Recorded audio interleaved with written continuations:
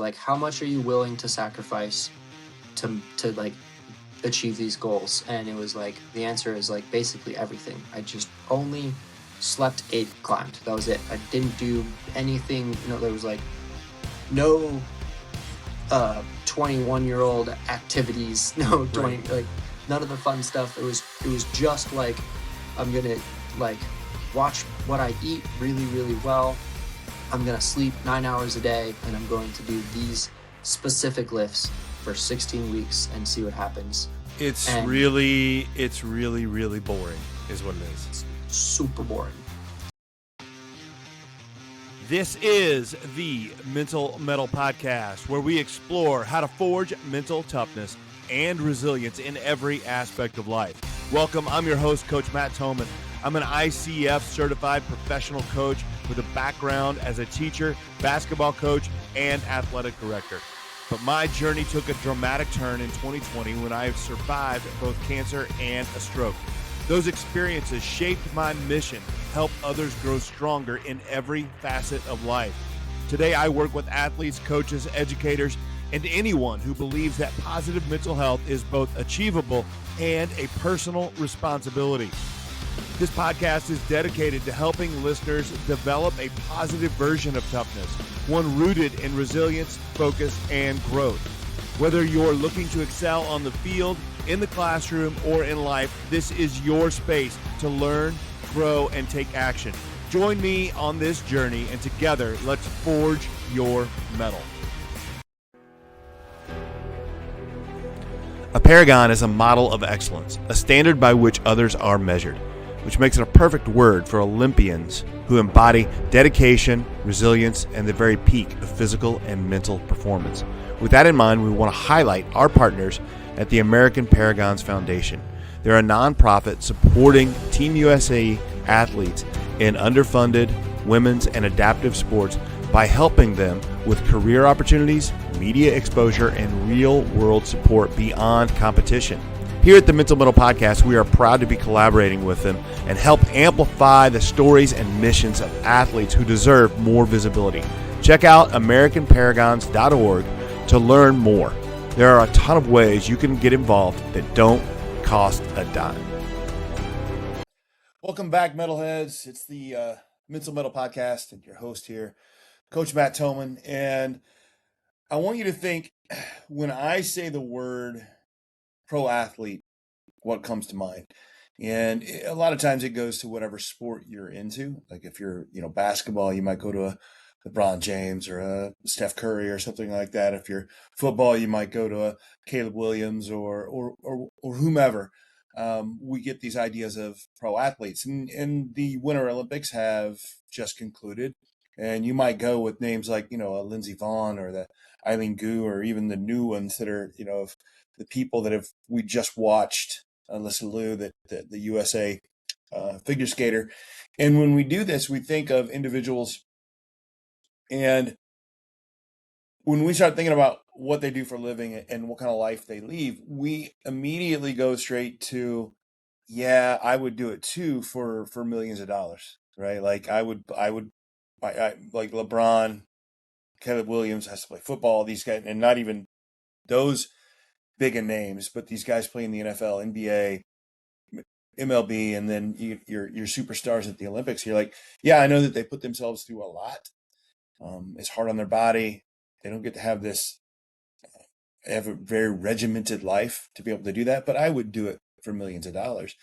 And we get that idea of pro athlete. And what we miss is there are a lot more pro athletes, people that are athletes for their profession that don't make those millions than there are the ones that do. And I know this from somewhat of a personal experience. My brother played professional basketball over in Europe. It was far from making millions of dollars, I can tell you that. I've worked with some athletes from when I do the coaching. I work with some pros playing basketball over in Europe, and they have a lot of less money to spend on the coaching services than a lot of the high school and college athletes I work with, because the parents are paying for that. And that's fine. It is what it is. but it's not an overly lucrative thing. And it's a lot of work to be able to do this. And my guest today is just a great example of this for a couple reasons. Ben Hanna is a member of the USA national climbing team. He's one of these guys. Look up his Instagram if you want. It's Hanna_smash. Look him up on Instagram. You'll see he's one of these guys that we see hanging from a boulder hundreds of feet in the air like it's not a big deal. That makes most of us like gives us anxiety to even watch it. And he's one of these dudes out here doing this, and they're amazing. But what you're going to find in this interview today is that it's a passion, but that does not make it a lucrative profession for him. It is something that he loves, and he does it for the sport and for the love of it. And that gives us some really cool insight. And I've had a lot of athletes like this lately on the podcast, and there's more coming up. I'm now a member of, I partner with the American Paragons Foundation, which supports athletes like Ben that the U.S. Olympic team doesn't really give them any money at all to train. We love watching the Olympics, but we don't, as a country, we love it. But the U.S. Olympic Committee doesn't give them much money, if any, to train. They had Nicholas Malasinski. He just completed in the Milan Olympics. He's a Nordic combined. And when I was talking to him about stuff, like what he was excited about is he was getting free gear, right? The gear they get to wear to the opening ceremonies and stuff. And that was about the extent of what he gets from it. And we don't see it that way. We don't understand that. And when we have somebody like Ben Hanna, who I'm interviewing here today, does this for the love, for the passion, we get a lot of really good insight. We start understanding, how can I apply what he does to what I do? Whether that means you're an athlete or not, or if you're watching this thinking about, and you're a coach, or thinking about your players, or if you're a parent looking for your kids, what can I take from somebody who does this with everything they have and doesn't do it for money? What can I take from what they have to say to do that? And we see a lot. I get a lot of insight in talking to an individual like Ben, and we'll also see he does just a phenomenal job of explaining some of these things that we can learn. And he's also, towards the end of the interview, gets into some of his struggles he's had in education. He's struggled with some ADHD, dyslexia, really some things that can be crippling, and have helped him move forward into the climbing. And that's what he wants to do. But how he's the type of guy who can be not anxious when he's climbing off and hanging off a mountain, but be anxious when he's working behind a counter trying to write down somebody's name. And that is such a vulnerable perspective he gives us, and he makes us feel really human, and makes you really want to root for a guy like this. So this episode, or this interview, is fantastic. I'm really enjoying working with the athletes, and Ben is no exception. So check it out. USA climber Ben Hanna. Welcome to Mental Mettle Coaching, where our mission is to help you learn to thrive in the face of adversity, not just survive it. We are passionate about empowering you to live, play, and work with a resilient and spirited mindset. Hi, I'm Matt Thomann. I'm an ICF professional coach and keynote speaker. My background as an athlete, basketball coach, teacher, and school administrator has equipped me with the insights that resonate deeply with the schools, teams, athletes, and coaches I work with. However, it's my personal journey through anxiety, cancer, and an ischemic stroke in 2020 that truly brings authenticity to my presentations. While learning to speak and write again, I also pursued and earned my ICF coaching certification. Now the practices I embrace are more than theoretical concepts. They're a way of life. Developing a positive mindset is within reach for all, but it requires self-awareness and the repetition of intentional activities. At Mental Mettle Coaching, we'll guide you, your staff, and your students on this transformative journey. Together, let's forge your mettle. All right, here we go. We are back. It's the Mental Mettle Podcast. I'm your host, Coach Matt Thomann, and I'm here with my guest today, Ben Hanna. Ben, I'm going to do a little intro here just so people know where we're coming from and who we're talking. And if I get anything wrong, you make sure and let me know. But Ben is a professional climber. And when I look up stuff, I get told that you are one of the grittiest and most consistent competitors in American climbing, which I love that idea. I read that you are the 24th American to climb a 515 and the 86th person in the world to climb the V16. And okay, so I had to look that up, and I feel like most of my listeners would be like, what does that mean? So I looked up that the 515, it's on the Yosemite scale. 515 basically means that's about as hard as it gets, right? And the same with the V16. I think the only thing that I need to know and my listeners need to know that you're only the 24th American and only the 86th person in the world. That's all we really need to know. It's how hard it is. And Ben, you're a member of the USA climbing team, finished second at the US Nationals in 2022, won the USA team trials in 2025. And from 2019 to 25, you've made almost every climbing national final, and very few, if any, have done that. What makes you perfect for the podcast, what I'm really excited, is that you are very aware of your mindset and how mindset affects your growth and how you've gotten so good, because you weren't like a climbing prodigy, and you've seen a lot of your peers kind of like wither away, and all you did was keep showing up. And sometimes I think that is the key, and I really want to talk about it. And Ben, I'm excited to have you on the show. Welcome. Oh, thank you so much. You're so kind. Thank you. No, so talk to me about just the background. You talk about you weren't that good at climbing when you were a kid. So then tell me, how did you get into it, and say, how do you get into it enough to go like, I want to keep doing this? You get what I'm saying? Yeah, I kind of my climbing journey started really young when I was a kid, with my dad, and it was just like a hobby. We would go climbing and skiing every weekend. It was like one of the, we just had to get out every weekend to do something. I really liked skiing. Climbing was kind of something my dad likes doing. I didn't really enjoy it that much. And then when I was 10, I switched schools and I met this kid named Quincy. Um, and it was actually a conversation I was having with another kid at the school. I was 10 at the time, and I was like, "Oh, I'm the best climber in the country." And he was like, "Actually, you're not. This kid Quincy's on the US team and he plays second at nationals." And that was when I was like introduced to competitive rock climbing, and it was like a sport that people did, and there was nationals. I had no idea there was a national championship for youth or open or um and I've always been a really competitive person. And so I was like, well, if he got second at nationals, I have to go beat him at nationals, so that I can be the best.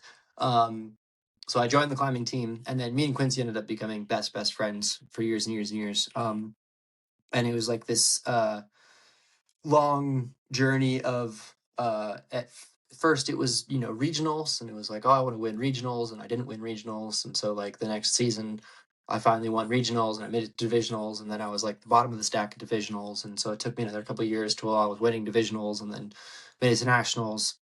And then I never won youth nationals, but I progressed through every year. It was like 10th, and then 7th, and then 4th, and then 3rd, and then 2nd. I never won youth nationals, which was kind of a rough one for me. And then I started doing the open, and I forget all the numbers, but I did open national championship in bouldering and sport climbing every single year from when I was eligible. So when I was like 15 till this year. And this last coming year, at 26, I won the US national team trials. So I don't get to say I'm national champion, but it's for our national championship and team trials. They're the same kind of like, they are basically the same competition. We have, for me, it was the same level. It was that like goal that I'd been chasing my entire life of like, I wanted to win US Open national championship. But yeah, so it took me 15 or 16 years to do it, but I at 26 finally won the team trials. Yeah, but you're not done, right? I'm not done. No, I still need to win. Right. I mean, so yeah. But Well, that I was kind mean, of the journey there. And go so ahead. what's the next, so like what's the next level of your journey? Like what do you, so that's what you did, and I love that you weren't the best and you're getting better, getting close to be the best, but like what's the next next leg of the journey? The next leg of the journey. So for the first time ever, I've finally decided that I'm going to be vocal about wanting to contend for the Olympics. The last two Olympics, the 2020 first climbing Olympics, I forgot to sign up for, and this might have been the only year I missed the championship. I forgot to sign up for the national championship, which made me ineligible for the team trials, which was where we selected the team to then go contend for an Olympic spot. So I missed that year just because I forgot to sign up for I had a plane ticket at a hotel. I woke up at like 1 o'clock in the morning the night before my flight and was like, oh my God, I don't think I signed up. And flew out there and spent the weekend at nationals and watched everyone compete and didn't get to go. And then they ended up actually making a rule that you can sign up all the way until the day of nationals. You just end up paying an extra fee. Because I was like, look, I'll pay as much money as it costs. I don't care what I Right. have to do. I'm here. I just want to compete. And they're like, the rules are the rules. So they added a rule for not for me. There was two of us that year, but because of that. So and then the next year, the 2024 Olympics was the first year since 2019 that I didn't make the team. So I was ineligible to go to Pan Am's to contend for an Olympic spot. So this coming year, the goal is to make nationals, or not make nationals, but make the team. And essentially, how it works is you go to nationals and you go to team trials, and between the two, they select the team that can go to World Cups. And then at World Cups, you end up collecting a world ranking, and the world ranking adds points towards your then next year's um, team score. So you get like 1,000 points for winning nationals, 1,200 points for winning team trials, and then you get additional points for however high you rank in the World Cup circuit. So this year the goal is make the team. That's in February. Go to World Cups, perform well at World Cups, then end up in the top 40 and get an additional points, so that for the qualifying year for the Olympics, I have an edge to then qualify for the team to qualify for the Olympics. Um, Given the last 8 years, I've had a hard time just making the team. The year that we qualify, that's kind of my main goal, is just like qualify for the U.S. team the year that we can go contend for the Olympics. So this year is like kind of my really important year to then go Yeah. perform well at World Cups. The higher I place in the World Cup circuit, the more points I can gather for the following year. And that's kind of like my main focus this year, to put me in a really good position for the qualifying year. Yeah. So that's kind of my next 2 years Well, look it's like. interesting. It's interesting as you're talking. I can't help but be a mental, like I'm a mental performance coach, and I can't help but think about it when you mentioned I made the decision that I'm going to be vocal about it. Yeah, That that feels. I know enough to know that feels really important. super super important. Yeah, it feels like a really heavy decision just to be Yeah. like, yeah, I want to go. Like for the last, I guess almost 12 years, people have been talking about going to the Olympics because they announced the Olympics 2, 3, 4 years before the first one. And it's always the question of like, are you going to go to the Olympics? Do you want to go to the Olympics? Are you going to go? And I've never like really been vocal about it. And I've never really like stood up and said like, yes, I want to contend for the Olympics. That's my goal. I'm going to say it out loud and hold myself accountable. I feel like the holding yourself accountable, and like you tell other people and now it's out there, and now you have to like, you have that kind of weight on your shoulders to be like, yes, this is a thing that I want. And if I don't do it, then I've said it out loud. And if I don't achieve it, like no one really cares, but I care. No, I mean, it does.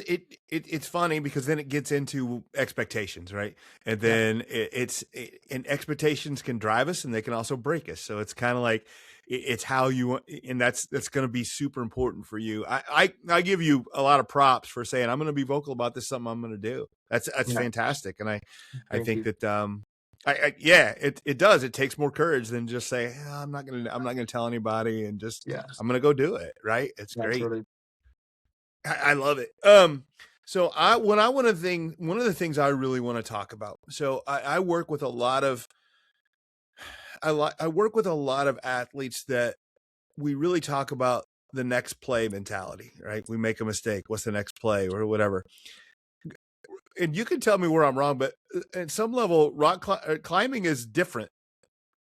I, it, it's interesting. I was really thinking about this before when you asked me to be on the podcast, because I think there's like a lot of ways to talk about mental toughness in climbing. The first one, which we've talked about, is like the longevity of like, and we could talk more about this too, of like Yeah. my personal experience of like I feel like I've achieved a lot of things that I've wanted my life in climbing, but they've taken me maybe like 5 more years than all of my peers. um and so I feel like there's a lot of opportunities for me to quit and like be like I maybe it's time for me to retire. Like a big one for this year was like team trials. I like legitimately signed up like 2 weeks before. I bought my plane ticket the week before because I was legitimately considering retiring from competition climbing and like throwing in the towel. And at the last second I was like, I'm not ready to throw in the towel. I'm gonna give it one more go. Um but aside from that, in climbing, I think, and especially bouldering, which is my discipline of choice, I think you need to have a lot of mental toughness. I think it's maybe one of the most important things in competition bouldering. Being strong and fit and good at all of these different skills are important, but you see what are the strongest athletes crumble because they don't have the mental pressure. And the reason why is a standard bouldering round in a competition, whether it's nationals or World Cup or a local event, is um, you will be put in ISO where you can't see any of the boulders and you hang out in there until it's your time to climb. And you come out and you have 5 minutes to run from ISO to the pads. You turn around boulder one, and it's a boulder problem that you've never seen before. Hmm. Um, because they change every competition, every round. Everything is always new. There's no consistencies. You turn around, it's a new boulder problem. You've never seen it. There's a start tag that says these are your start holds. There's a zone hold, which is like this is half credit, and then you have a finish hold, which is I've finished the boulder problem full credit. And you have 5 minutes, 4 to 5 minutes, to look at this boulder problem, assess what you need to do, and then climb it. Either you succeed or you don't. You have as many tries as you want to do whatever you want to do in that 5 minutes. And then you have to, the time's over and you drop down and you turn around and you go back into ISO into a room full of people that have either climbed the boulder you just climbed, are climbing the boulder in front of you, or have or about to climb that boulder. And you do that 4 times for 4 boulders. So boulder one, rest, boulder two, rest, boulder three, rest. And the whole time you're in this little tarped off area right next to all the boulders. You can hear the crowd, you can hear the people. And for when you're at the World Cup level or the national level, you've been doing this long, you can hear what people are, you can hear the crowd, you can hear people freaking out because they're not doing boulders or cheering because they've done boulders. And after you do it long enough, at least some people are really bad at this, but I can tell almost like exactly what you need to do for a round. I can be like, oh, um, Crisscrosser just topped Boulder 3. Like, given what time it is I know he's on Boulder 3. I can hear him cheering. The crowd just went wild. He just topped this boulder. Um, and so you like have an idea of what everyone else is doing. And say you come out Boulder 1 and all the boulders are worth the same amount of points. It's like 10 points for zone, 20 points for the finish, 25 points for the finish, so 100 points total. So each boulder is worth the same amount. the setters know this, and they like to throw these mental ball games at you. So they'll give you like a really complex or frustrating or hard boulder at the first start, and you come out of the gate, you're all ready to go, you're psyched, you're in your perfect mental zone, and you come out and you can't establish, and you just get 0 points for 5 minutes. And nothing is Yeah. more difficult than coming out in front of 100, 200, 1,000 people and just not being able to start a boulder that 4 people just did in front of you.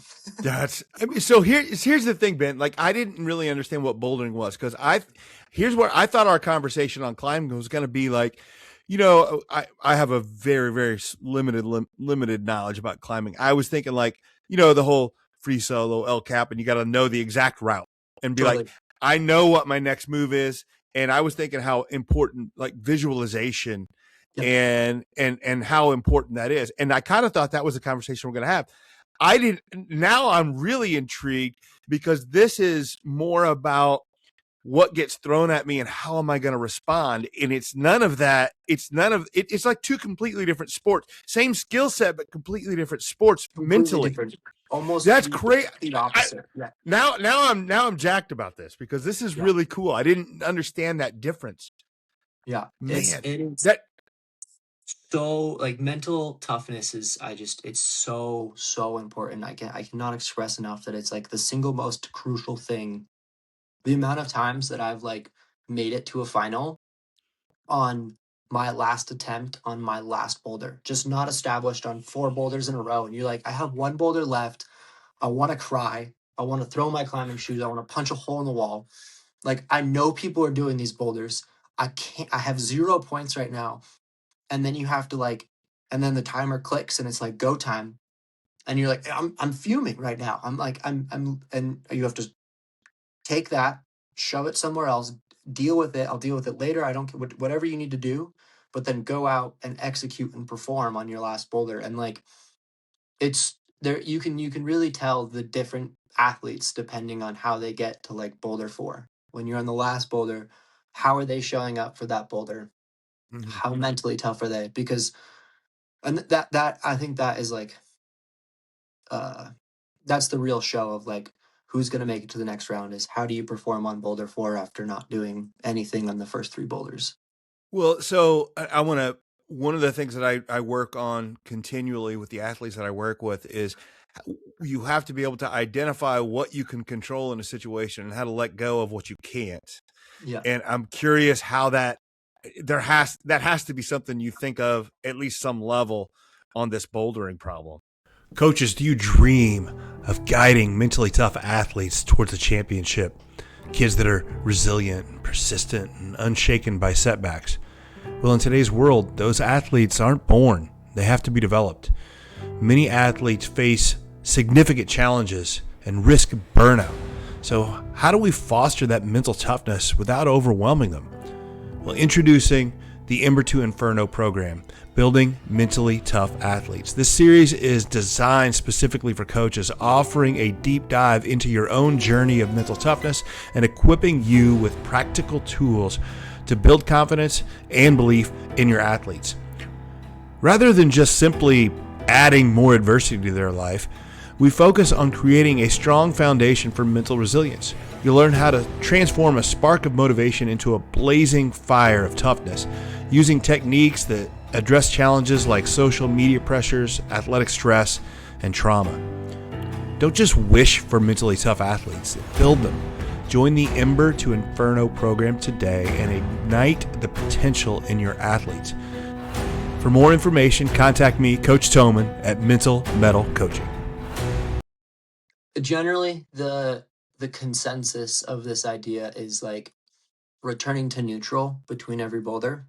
The goal is that like no matter how each boulder goes, and it's like really easily, I've been hearing it since I was 13 years old. People are talking about, oh yeah, just return to neutral, just like approach every boulder like it's a new boulder. Like, of course, that's like the perfect idea, but like how you do that is really hard. And I like this is something I don't necessarily have the answer to, and I've um had a lot of success and a lot of not success through trying different mental um approaches through competition. And the interesting thing that my friend talked about in a movie he made a couple years ago that really spoke to me, and I talk about it on almost every podcast. And every time anyone asks me, I like talk about it because it was just so impactful to me. I was like, oh, this is crazy. Is like things you change, things change. And so like the idea of your first year on the circuit, you come on the circuit, everything's new, everything's great. You have this wonderful year, you perform really well, you win a couple World Cups, you're number one ranked in the world. And then the next season, you're not coming into the season as like, oh, it's my first season, this is great. You're coming into the season as like the person to beat, and you're coming into the season off of a lot of success. Your mental headspace coming into the season can't be the same as it was the year before because you're a new person, you're a different person. You're no longer the underdog, you're the person to beat. And so like you have to now completely dismantle your mental mindset and figure out something new that will help you with the success. And you see it a lot with athletes that come on the circuit and they do just that. They like smash the circuit.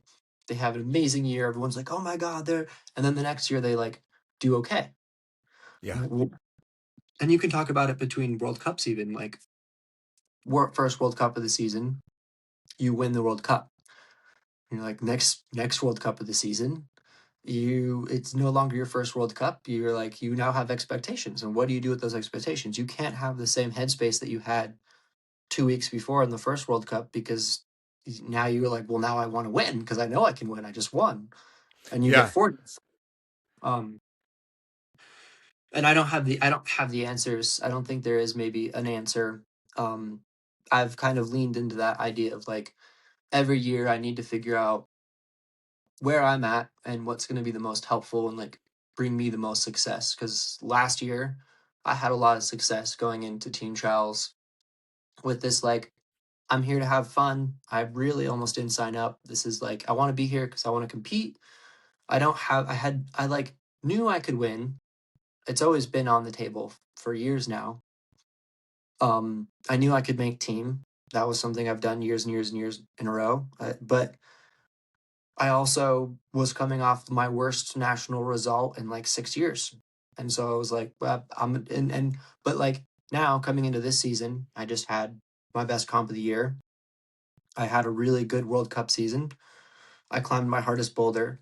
I don't think it's reasonable for me to go into nationals being like, I'm just here to have fun. Like I have Right. expectations now. Like I know I can do it.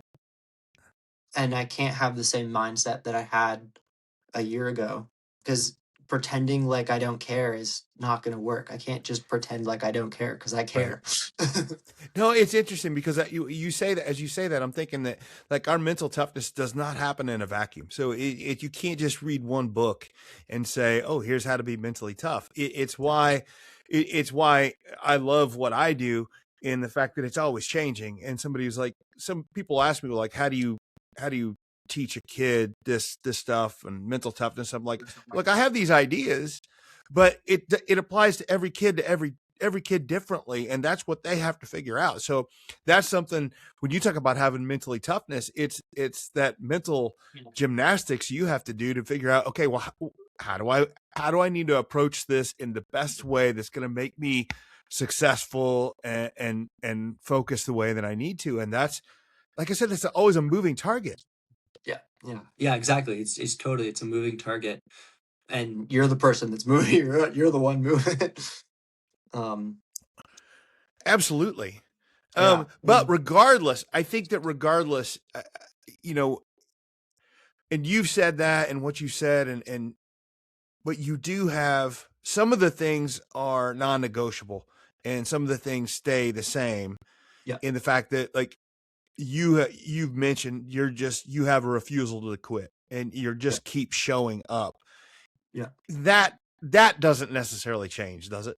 No. And I think that, like I said, I think it's both mental toughness, but they're very different conversations. Like the day to day, the 45 minutes of competition climbing is one test of the mental toughness. And then I think the other one of like showing up for 16 years in a row, even after getting like my ass kicked and like not having, and I've gone through that. This was like my second kind of, I call it my early life crisis of like when I was, my first big breakthrough in climbing was in 2020. And leading up, it was right after I forgot to sign up for nationals and team trials, and I was living at my friend's house with his parents, training in Dallas, and his dad had this conversation with me. I don't think he even meant it to be like, "Hey, what are you doing next?" But Yeah. he was like, "Hey, like, what's your plan? Like, what do you want to do after climbing? Like, do you have a plan after?" Because I wasn't in school. I didn't have like I had a job, but it's not like I had this career path job lined up for me. I was just working at the climbing gym to like put gas in my car so I could keep training. Um, I had no like aspirations out of climbing. I have a few now, but like I still don't really have like a career path lined up. I'm like I want to be a professional rock climber, and I'm just gonna keep being broke until I do it. Um, but he asked me these questions that really made me think of like, yeah, what am I doing with my life? I'm 20 years old. And if I look at my rap sheet, and at the time, like I was looking at my peers, who are all my age, all in the same category as me growing up, and have all like won nationals, made finals at World Cups, um, climbed V16, climbed 515, um, and these arbitrary things that don't necessarily equate to like uh, paying the bills or acquiring sponsors. It's a much harder path to do those things than just climb a hard route and then the bills are paid. Right. Um, but as a 20-year-old living out of my friend's parents' house, I was like, wow, he's right. Like maybe it is time for me to quit and like figure out what I'm going to do with my life, because right now I have nothing going for me. And according to all these kids that are like winning nationals or you know, making finals at World Cups, winning World Cups. And they're all like, dude, I don't know how much longer I'm going to be a professional climber. Like, I don't know if I got what it's like, what's in it. I don't know if I have what's in me or whatever it's called to make it as a professional climber. Like, Right. literally, I've heard like some of my friends that had like won nationals and like done these things are like, I don't know if I'm good enough to do this. And I'm like, well, then why am I still trying? Because like I'm getting 16th at nationals. Like I haven't made a final. I hadn't made a final at nationals yet. I literally had not made my first national final, and I was like, well, like maybe I should quit. Maybe I should throw in the towel. And like the answer I gave him, which is going to be my answer forever, is I I like decided when I was 10 that this is what I wanted to do. Like I just knew it. I was sitting on the couch at the climbing gym at a summer camp watching a Chris Sharma film. And I was like, I want to do that for the rest of my life. Like, I want to be that. That's what I want to do. And there's been no moment in my life since then that I have changed my mind. Like I got in the car and was like, Dad, I'm going to be a professional rock climber. I want to do what Chris Sharma's doing. He was like, okay, well, like if you ever change your mind, that's cool. Let me know and we'll figure something else out. But we'll support you until you change your mind. Never changed my mind. It's just been Yeah. that forever. Um, and like I could never forgive myself if I was, you know, say like on my deathbed or 70 years old with grandchildren, and they were like, and I look back at my life and was like, oh, what if? Like, what if I had kept going? Like, what could I have done? And I'm so glad that that has been my answer, because if I had quit back then, I would have never done all of the things now that like I've almost checked off every single box off my list of things that I want to do. Yeah. um, and all of It's that, those things came yeah. late in life for me, but I did them all and I'm really proud of them. And Yeah, it's, and you're still moving towards them, right? yeah, And you're and still it's getting still, them. And yeah, I think that when I hear that story and you talk about, and this is something that when I talked with Shane Fisher, just in this organization he's doing with the Paragons, and just realizing that like a lot of Olympic athletes are doing things like you are, that it's not this gold plated road of like, it's like you said, you're working at a climbing gym to put gas in your car. You're not like it's a lifelong pursuit to be able to do this stuff, to be like elite level. yeah, It comes with sacrifice. yeah, a lot of sacrifice. Um, and that was like a conversation I had after that, because basically what happened was I was living in my buddy's house with his parents, training, um, in Dallas, and I forgot to sign up for nationals. I showed up, and um, my good buddy, who was also a coach, was like, "Hey, move to North Carolina. I'll get you a job. You can stay in my house. I'll feed you, and I'll coach you. I'll tell you when to eat, when to sleep, and we'll just commit to this training cycle for like 16 weeks and see what happens. And we basically went all the way down to the basic breaking blocks. So he's like, you're not going to climb anymore. No more climbing. We're going to do all of these tests on you to see like what you're good at, what you're not good at, how strong you are. He's like a strength and conditioning coach, very science based, very numbers based. And at the time, and in bouldering, I'm gonna go back to explaining bouldering a little bit more. Um, the bouldering wall is generally between -3 degrees, which we call the slab, which is the like technical Okay. boulder. Um, and then you have like the 30 degree, the 40 degree, and then like something in between. So you have this deep boulders, you have like a power boulder, a coordination boulder, we call it the Joker boulder, and that's like actually what the International Federation of Sport Climbing calls it Really? in their book of like what do these boulders have to be to fit these things. So you have the coordination boulder, the power boulder, the Joker boulder, which is like the setter's free reign to come up with something funky and Okay. crazy and interesting. And then you have the slab, the technical boulder. And at the time, this didn't exist yet, but that's pretty much what you were expecting to have. Like you were expected to have like a jump, a power block, and then the slab, and then something else. I had like a 80% to 90% success rate on the slabs, which are the skill boulders. Okay. And I was like, okay, like skill is not my problem. Like when it's like the skill is not my problem. It's the like grabbing holds and doing hard moves. I'm not strong enough to hang with these boys. I was like, okay, we're no more climbing. And we're gonna do like big lifts and we're gonna put weight on your fingers, which is essentially just making my grip strength stronger. Right. And that's all we did for like 6 weeks. I lived there. I ate when he told me to eat. I slept. Everything. He just told me to do everything, and I just followed it exactly to plan. Um, and I followed that for 6 weeks. I went home and then followed it for another 10 weeks, leading up to nationals or the national cup circuit. And I gained like I think I went from like 200 and 80-pound pole. So isometric pole at 120 on a 20 mil edge, Okay. which is like the 20 mil edge is kind of like the basic standard of like, what is your ability to grab a crimper, an edge, a small Right. edge. And we went from that, and my goal was 300 pounds. And then right before the circuit started up again, I had like, I think I hit 308. And my bench went from like 160 to 185, or maybe I eventually I hit 205, and my deadlift went up a bunch. I don't remember what my deadlift ended up at that year, but eventually I ended up hitting 405 on deadlift. But it was just those three things were like bench, deadlift, grabbing a small edge and pulling down on it. Super simple, basic strength and conditioning coach, like back to the beginning, basics. And then that year, I won my first national cup.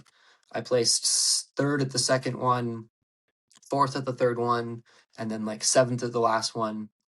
I made my first national championship final and then placed third there. And then, of course, COVID happened, so I didn't get to do any World Cups. Yep. But I just went back to basics and did that, and then and it was the whole idea through that, which was how we started this, was the question he asked me was like, how much are you willing to sacrifice to like achieve these goals? And it was like the answer is like basically everything. I just only slept, ate, climbed. That was it. I didn't do anything. No, there was like no 21-year-old activities. No 20 Right. like none of the fun stuff. It was just like I'm gonna like watch what I eat really, really well. I'm gonna sleep 9 hours a day, and I'm going to do these specific lifts for 16 weeks and see what happens. It's And really, really boring, is what it is. it's super boring. Super, That's super. the thing, though. But that a lot of times getting at elite level of something is really, really boring. It just Yeah. is. Yeah. what I love about that, Ben, is what you said is like, you had to stop what you were doing to go and figure out what you weren't good at and then get better at that. And that level of like, that's not just being boring and doing all this. That's actually saying, I'm not as good as I could be. How can I get better? That's a level of vulnerability that you have. I don't think you wouldn't have kept going. You wouldn't have kept growing if you'd have just said, I'm just going to keep climbing, because you would have just kept exactly. you would have kept working on the things you were already good at. Exactly. And it was also really hard at that point, and not really hard. I trusted Brad, but like now in climbing, all of this like idea of max hangs and all this stuff is like pretty common knowledge. If you Google how to get stronger at climbing, that's like maybe the first thing that comes up is like max hangs. But all of this like, and maybe it's to a different degree, but what Brad was doing at the time was like it was him and one other coach doing it, Tyler Nielsen. No one was doing this. Everyone thought I was crazy. They were like, "You're gonna stop climbing for 4 months or 3 months?" Yeah, 4 months to and it was like, yeah, I'm gonna stop climbing and I'm just gonna get stronger and like, um, and it's like I developed this idea, and this is maybe a tangent, but the idea that you have, um, like, I like to use like a jug of water. Like this is the finite energy I have to put towards my climbing, and you have 100 cups, and it's like one is max hangs and one is slab and one is circuits and and there's all these different ideas. Everyone has an idea of how to get better at climbing, and there's a Right. million things you can do to get better at climbing. Like I said, every boulder is different. There's a bunch of different angles. There's everything changes. It's not like track and field where you're like, I do this, I do like the 100-meter dash, and that's what I do. I'm just gonna get really good at the 100-meter dash. You're like, I get really good at slab climbing and I turn around and it's all coordination boulders. And there's a million things to do, and everyone has a different idea of how to do it. You only have this much water. And Right. Brad was like, okay, if we're going to get better at these things, you're just going to pour all this water in this cup and just hope that it works. I was like, okay, I'm going to spend an entire year of my life pouring all of this water in this one cup. Everyone's telling me it's the wrong cup, and then it's stupid. And it worked. It was great. But it was like a lot of trust to commit a whole year of my life, an entire season of training to this one thing that everyone said was crazy and no one was doing. It's funny. It begs the question: did you choose doing the right thing, or were there multiple things you could have done? But but it is a lot about saying about the effort and the belief that you put into something. Totally. I think it's the second one. I do too. I really do. I talked to another buddy of mine, Jonathan Seacrest, who's maybe unarguably one of the best sport climbers in the world. Um, he's like ranked number one by a huge margin in the US, and he's ranked number two right now in the world, outside climbing. He's just outside sport climbs. This is one thing. And I was at the crag one day and he showed up, and I was trying not to fangirl. And I was like, and he's not young either. He's like, I think he's in his 30s. He's a little bit like, he's not like some young gun that's just like 22 and just climbs all the time. He's in his 30s and he's still just top of the game. Um, he's gonna be mad if he hears this. He's like, I'm not old, but I was like, No, I'm what's sure there's a shelf life on climbing. I'm sure. totally. And Yeah. I just like, I think honestly it speaks more to him because I think it's incredibly impressive how hard he climbs still. Like he's still pushing the level. And I was like, and so I was like, what's the secret? Like, what are you doing to train? Because I like, I have to know, like, what do you do? And he's like, it honestly doesn't matter. He's like, it doesn't matter. I've tried everything under the sun, and the only thing that works is committing to committing to Yeah. it and then trying your face off. Like, just try your face off at whatever you're doing and just stick to it. He's like, I've tried everything. It doesn't matter what you do. Just try your face off and pick it. And I I, think that is more important than anything else, is like pick something and then try your face off at it. I'm with you, and I think that there's so many that applies for so many different disciplines because there's so many factors that for climbing, I know nothing about climbing, but there's got to be so many different factors that can influence your success. It's Totally. more about pick one that like, this is what I'm going to do. And then, Yeah. man, I love that. So something we mentioned before that we might talk about, I want to talk about the influence that you climbing and putting so much effort into the world of climbing or to one thing, and how that helps you in your personal life.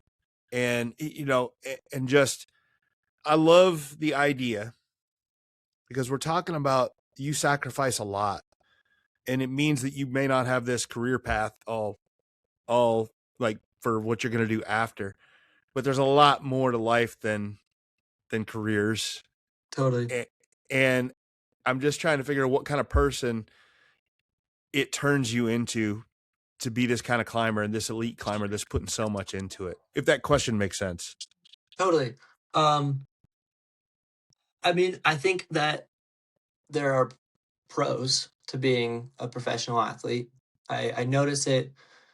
Um, I think that it makes you incredible. Like talking about the mental toughness and like I think you build this kind of extra gear as a like professional athlete that when like things get hard, it's just kind of like your natural gear to go into of like I'll just dig in and try harder.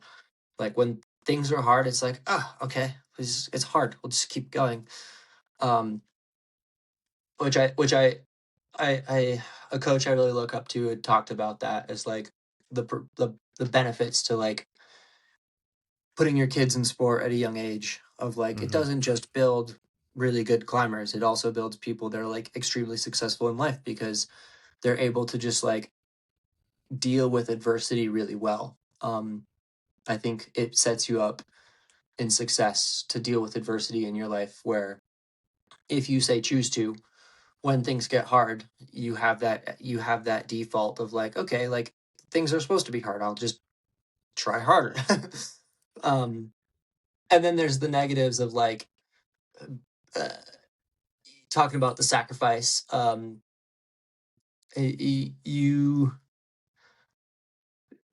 You end up making those, like a lot of those sacrifices have to end up coming from your personal life, um Yeah. which is a hard balance.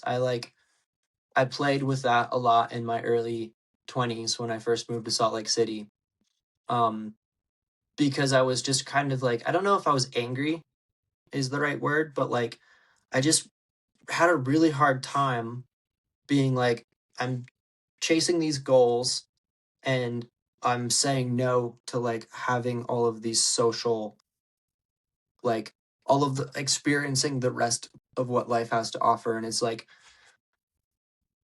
um, yeah, like, and now I'm at a point in my life where I'm like really psyched to just keep pushing it. I want to see how far I can go. But I also, I try not to say I'm old because I feel like it's maybe a negative headspace, but like I've been dealing with this a lot, and like the reality is like I can't stay up all night and then go train, and like I Right. also have a full-time job now, so like if I am like, well, I'm not training tomorrow, when I was like unemployed and just climbing full time, it was like, oh, like I don't have to train tomorrow, I can stay up all night, or like I can go out with my friends and I can do these fun things. But now it's like, well, if I'm not training, then I'm working. So like, no, I don't want to go out and stay up all night because I either Right. have to work or I have to train. And so like prioritizing that. So like my social life has definitely taken a hit, which I'm like at peace with and pretty okay with. Um, like, Well, it's yeah, like, funny, as you started that, you're talking about the cons right now, and you're quickly turning it into a pro, right? yeah, yeah, Like totally. Like, when I hear it, it's so much fun for me to talk to different individuals, and I just like, I'm always analyzing, because you went and talked about the cons, but you're immediately taking it to the pros, and it's like your headspace doesn't allow you to live in the negative very long, yeah, exactly. and Um, I love that. yeah, I mean, and it's like the thing that's letting me, um, continue to push myself, and like I'm in the best shape of my life at 27. Everyone else on the team, on like the bouldering team right now, is like 20, 21, 22. They're all like young guns in college having fun, and I'm like, well, I'm still just pushing it, because the reality is like I go to bed at 9 o'clock. Yeah. I go to bed at 9 o'clock, and I'm like, I'm getting my 9 hours of sleep, and then and I like, am just making these sacrifices, which just don't really mean as much to me anymore. And maybe that's what it is. And then the other one, which I like, is my friend said to me, is like, I'm pretty sure that all professional athletes just are selfish inherently, and not in a bad way. Um, and he's also a professional athlete, very, very successful.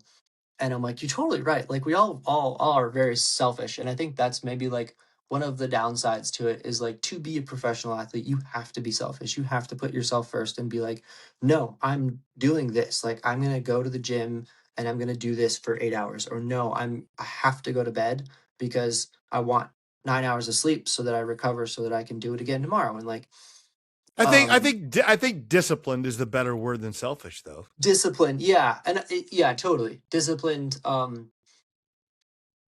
And but like, I mean, and I'm not and it was funny when he said it too. I had the same like, you're not selfish, but like it's a little selfish when you're at the gym and you're like, buddies are trying to go, and like, no, you need to stay here and belay me for another hour because I need to do all Yeah. 20 sets of my. You're like, dude. But you're like, no, dude, like I need to do my training, Right. and I need you here to belay me, so you're staying. No. I don't know if that answered your question, but those are It's my. fantastic. I love it. And I loved how I could not agree with you more, Ben, when you were talking about putting kids into sports and whatever. And the idea, if you can face, to me, that is I don't care what sport it is.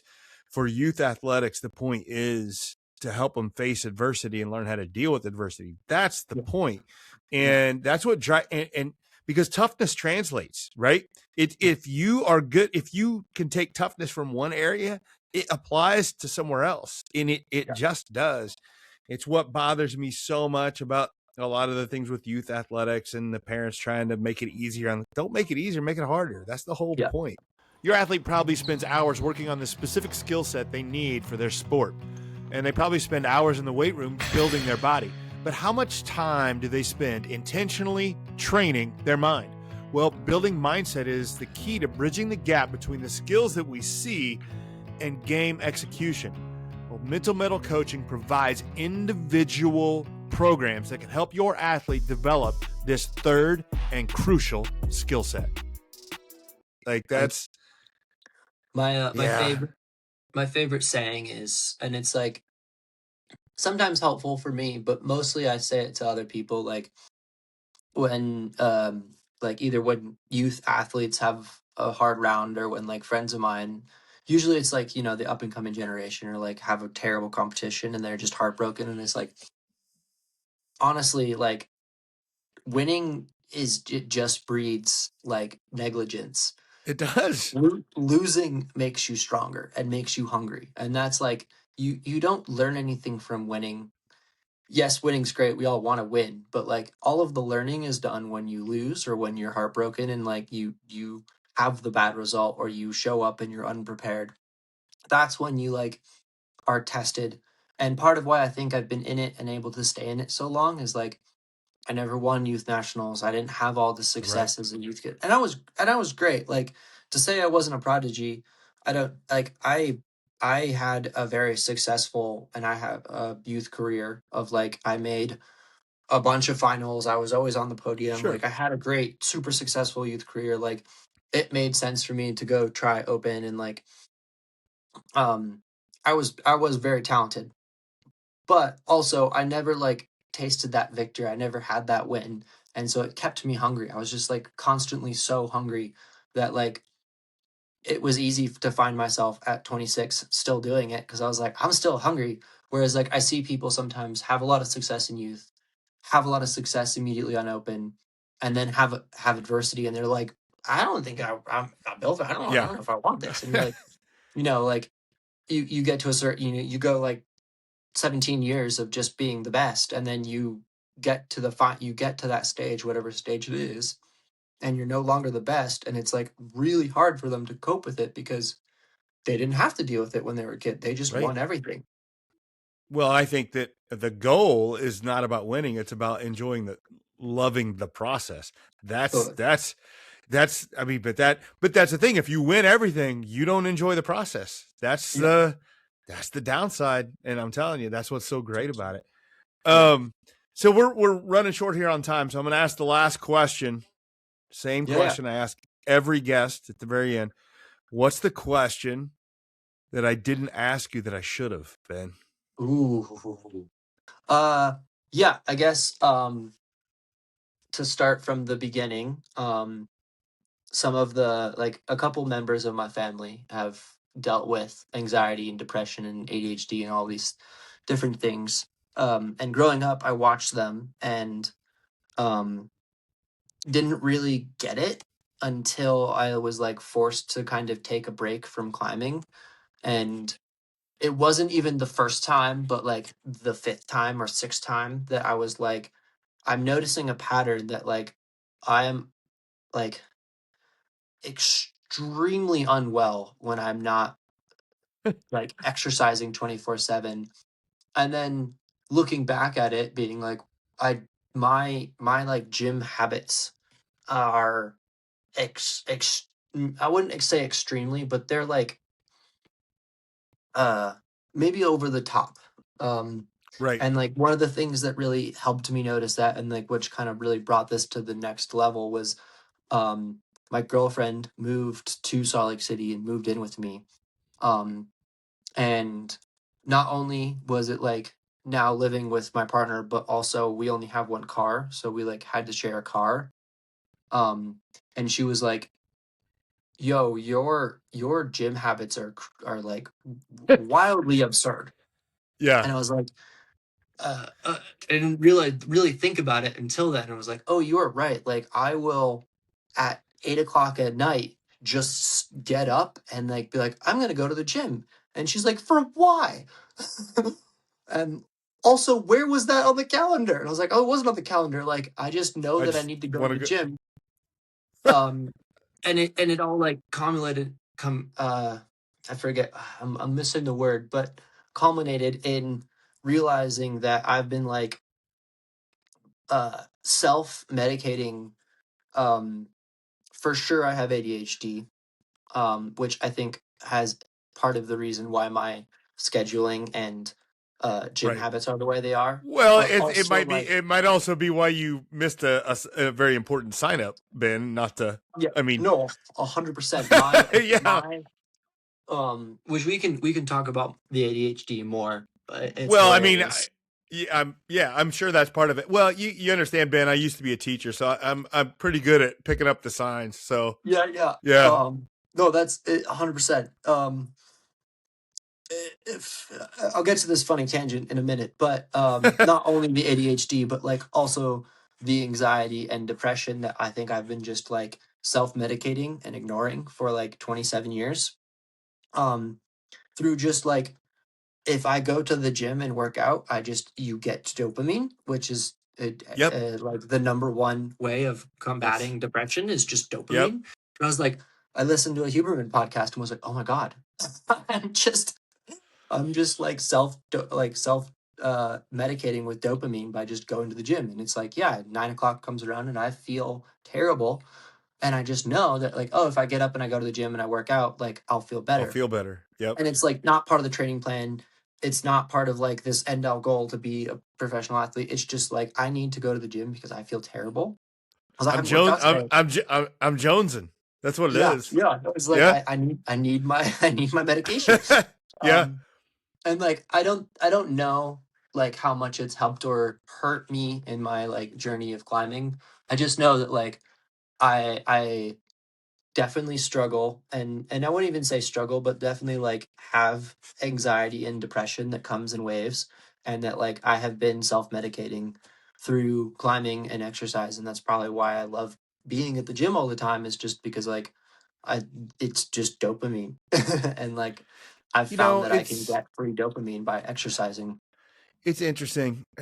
You're using the phrase self medicating, and it's funny, and I get it. but it's also, that's about as healthy a way as you can deal with that sort of natural tendency as there is. So, I mean, it's like, we're kind of joking about it, but I think there's a lesson to be learned there, that like, it's a lot of people should be doing this, right? Like, for sure. Like, be a little bit more, habitual with your exercising, and it'll help stave off some of that depression and some of that anxiety that you're feeling.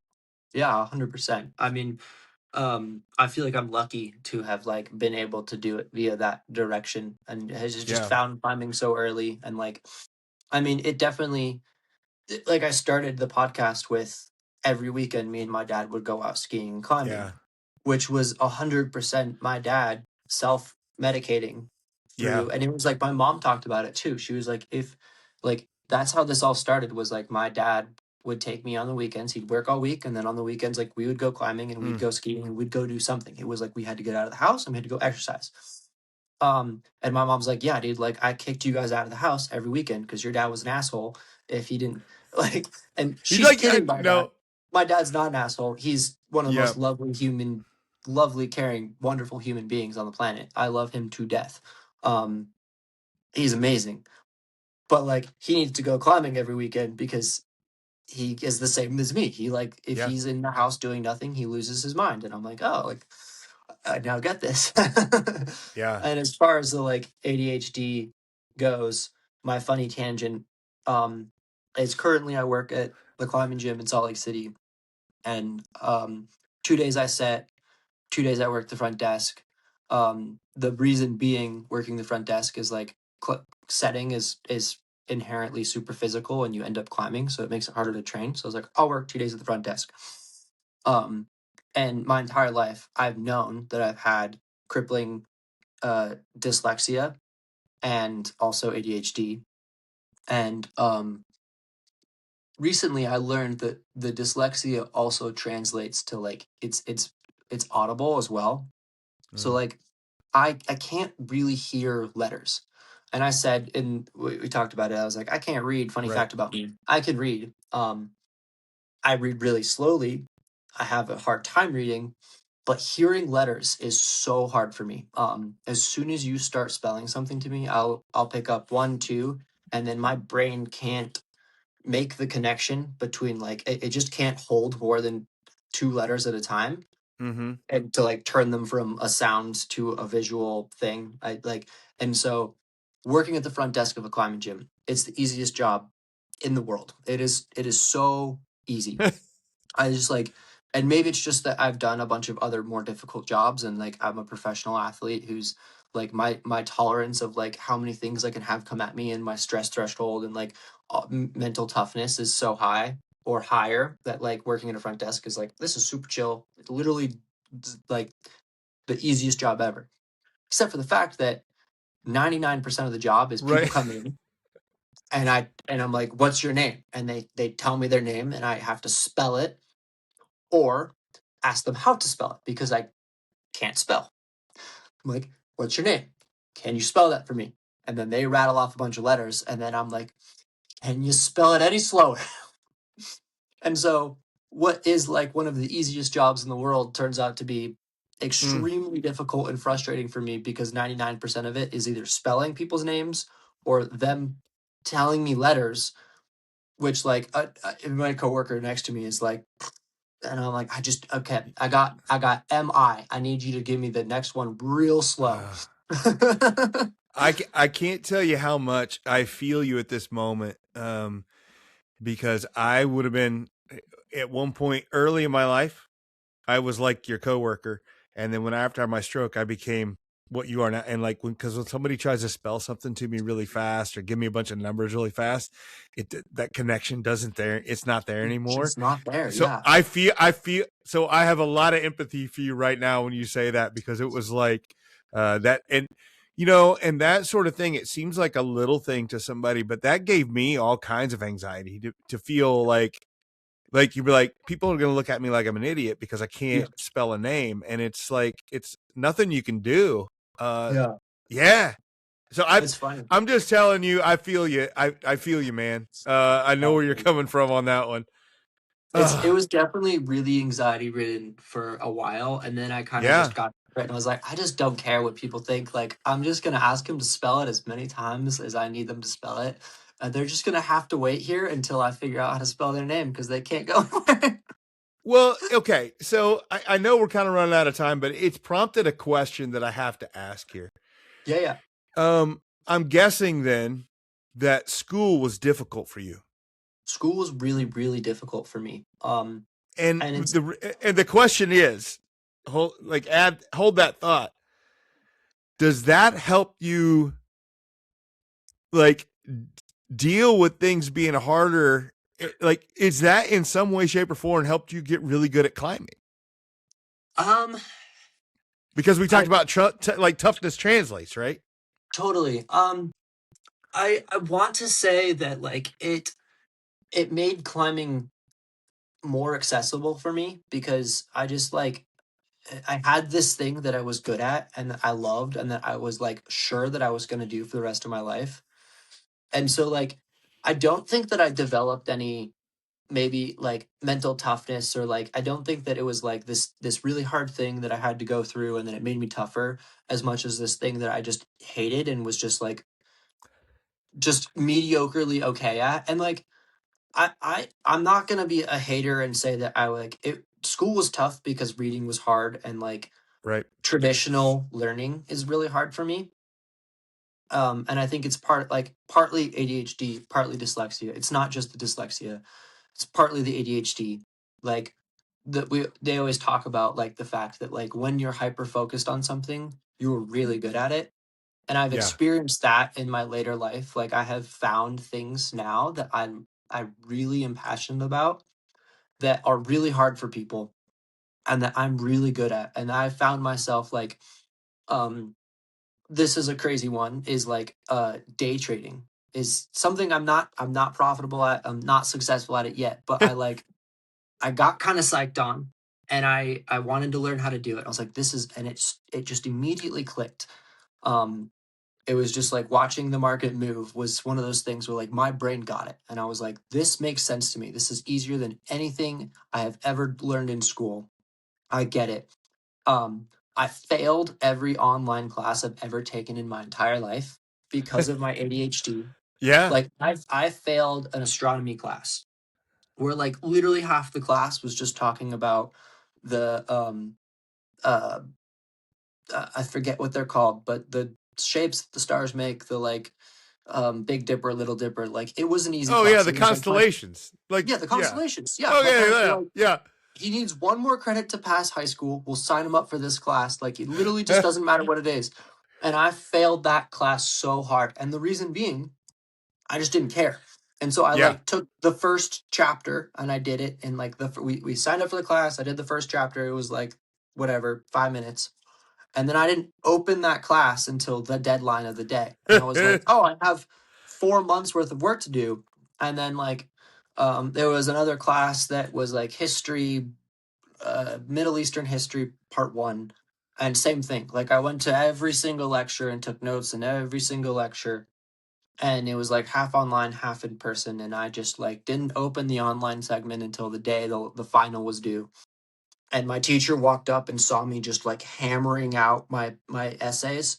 And he was like, it he legitimately walked up on me like 2 hours before the class, everything was due. I was just like hammering. And he like looked at me. He knew that I had been to like every single lecture and he was just like, just turn in that paper and gave me like an A minus. I had done like 15% of the online work. And it's like it's just straight up.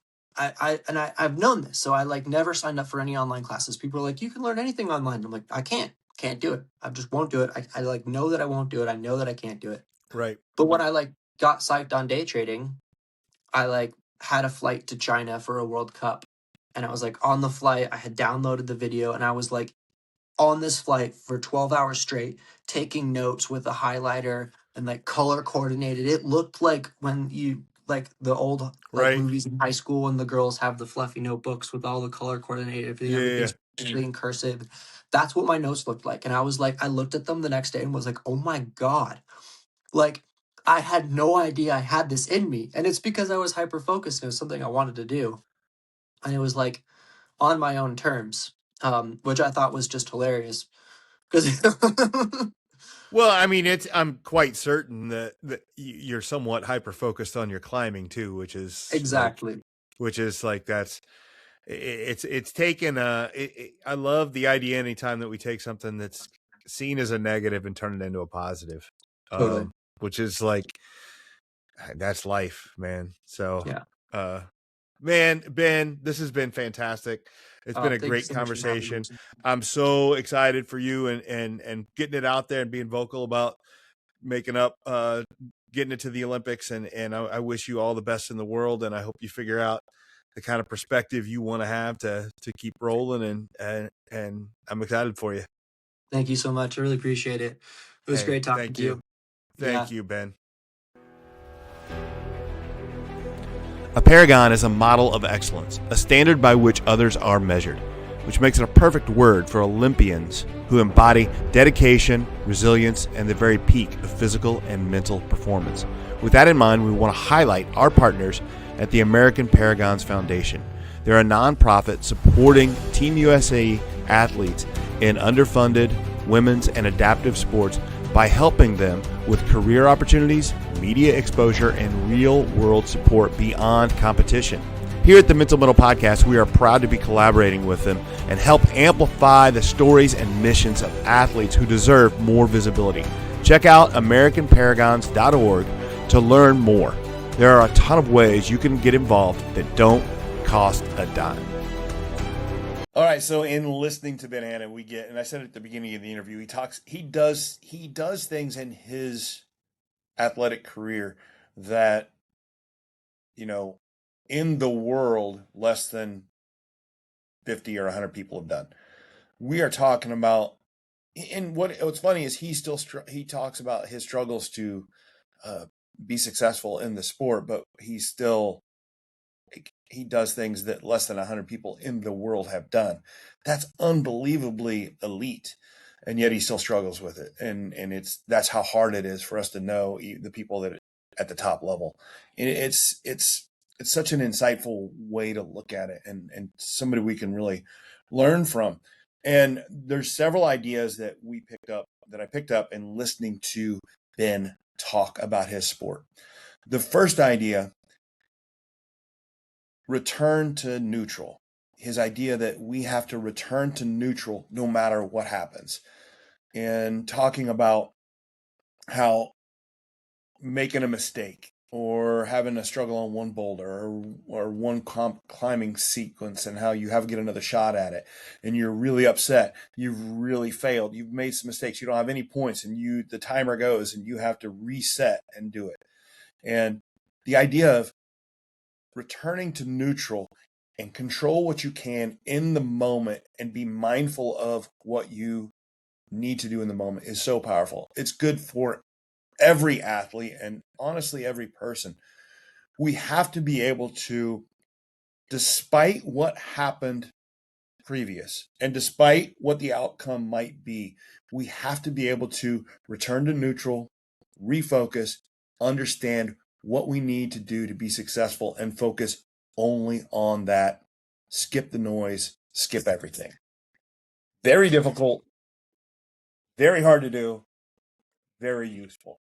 So that's one thing, that return to neutral, and he talked about that a lot. And I also love how he talked about when he needed to reset, and this is kind of a similar idea, that return to neutral, but he took almost a year off from climbing, and he took that year off and he focused on one specific thing.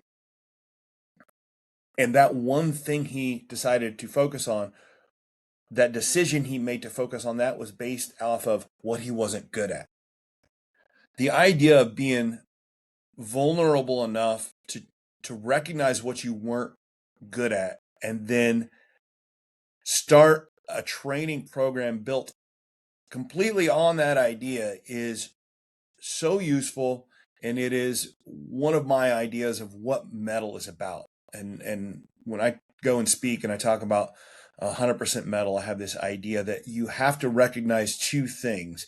You have to recognize what I'm good at, and you have to lean into that, and you be like, hey, I'm proud of myself. I have a lot of confidence in myself. But then you also have to recognize what I'm not good at and be okay with that, but then move forward with it. Those are the two. We have to recognize what we're good at and what we're not good at, and understand both those things. Use the one to help us grow, use one to help us succeed, and knowledge on the other to help us grow. And you can't have one without the other. You have to focus on what I'm good at and what I'm not good at and lean into that. And he built an entire program of training for an entire year based off of what I'm not good at. And then he spent so much time working on it. And that leads into the third idea that I took from him is a lot of times we are faced with decisions. This could be where I want to move next. If a kid has to, I work with kids that sometimes have to want to transfer or go to a different school, or we might want to change jobs, or you're in a bad situation. And we spend a lot of time determining what is the right decision before we make it. And you should do your pros and cons. You should pay attention. You need to be able to do your best to figure out what you think is the right decision. But then once you make that decision, it is all about believing that decision and giving it everything you have and trying your best in that decision and believing that that decision will help you move forward with what you want. Once you make that decision, looking back doesn't do any good. It's all about, here's where I'm at. Here's the decision I've made, and this is going to be the right decision because I'm going to make it the right decision. I'm going to give it everything I've got and not worry about, oh, would it have been better if I did this? Because that doesn't do us any good. So once we make that decision, I'm just a believer that there are a lot of, every decision can be the right decision and every decision can be the wrong decision. It's not about the decision you made. It's how you put effort into that decision you make.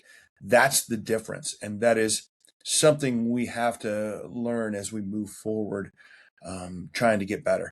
Make a decision and then lean into it, all you've got. And he did that when he was trying to get better, and it was really boring, really boring. It was the same thing over and over and over again, because he knew that's what it took to reach greatness.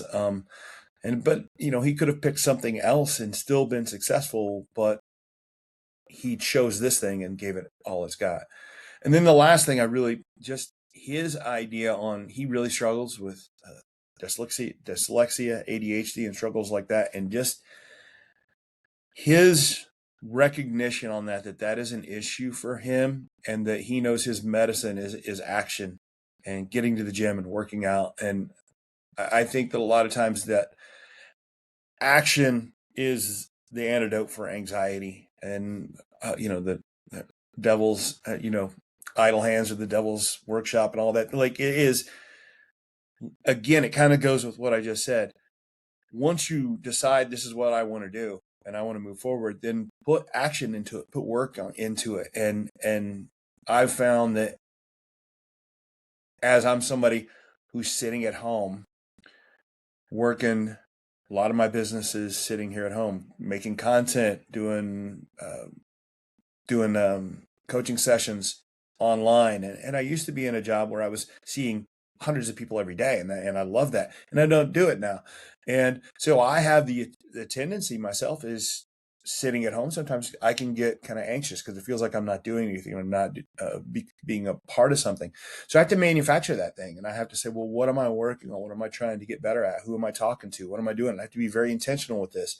And it's not quite the same as what he's saying about going to the gym every day to work out, but it is. It's understanding these are the places that cause me anxiety. What's my action? What would help me? I'm going to move forward. I'm going to do this. And knowing that is very useful. I think we all have to figure out what sort of things cause us anxiety and what sort of action we can do to move forward. Because once you understand what causes your anxiety and you understand the action that can kind of be the antidote for that, it's a really helpful thing, because then you're going to, once you recognize it and you're like, oh yeah, I'm going to do this. And that's how you build these positive habits. Again, Some really good stuff coming from a guy who's a pro athlete and not the kind of pro athlete that we think that comes to our mind when we think of pro athletes. He's somebody who does it just because that's what he wants to do. And there's so much for us to learn from that. And so I love that interview, and I'm loving all of my interviews with the Olympians. Working with Shane Fisher at American Paragons. He's hooking me up. I got a bunch of good ones coming up. Had some in the past. So if you like this interview with Ben Hanna, check out some of my others. Go and hit like, share, subscribe on YouTube. Go on and hit a like and hit a subscribe. And these really help me. And everything, I'm getting a lot of videos out there. Just like and share. It really helps the algorithm. It helps me. And if it helps me, then it's helping others, because that's what I'm about, is trying to help others with some of these ideas. So please help me out. Like, share, subscribe. I really appreciate it. Thank you all for listening. I really appreciate it. This has been the Mental Mettle Podcast. I'm your host, Matt Thomann, and always remember to forge your metal. Thanks for listening to the Mental Mettle Podcast. Don't forget to tune in every week for more insights and strategies to help you forge mental toughness and resilience. This podcast is brought to you by Mental Mettle Coaching, where we are driven by a passion for sharing knowledge and experience that empowers others to play, live, and grow with confidence. Our mission is to instill a resilient and spirited mindset in our clients, enabling them to confidently face adversity and actively seek new challenges for personal growth.